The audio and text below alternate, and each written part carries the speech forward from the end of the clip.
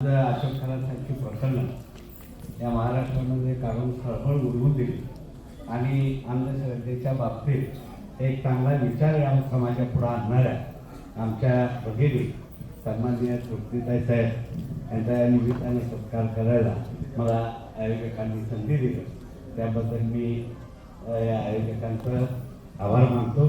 जाता जाता दुसरी गोष्ट सांगतो की या पुणेकरांच्या संदर्भामध्ये 2023 पासून तुकडेबंदीचा कायदा हा रद्द व्हावा ही या राज्यामध्ये पहिली मागणी घेऊन या समस्त महाराष्ट्रातल्या तमाम लोकांना 1965 ते 2024 पर्यंत सर्व लोकांना आपल्या माध्यमातून न्याय मिळालेला या राज्य सरकारला तुकडेबंदी कायदा रद्द करायला भाग पाडलेला आहे. या पुणे शहरातल्या नागरिकांच्या काय अडचणी असतील तर ताईसाहेबांना सांगाव्यात.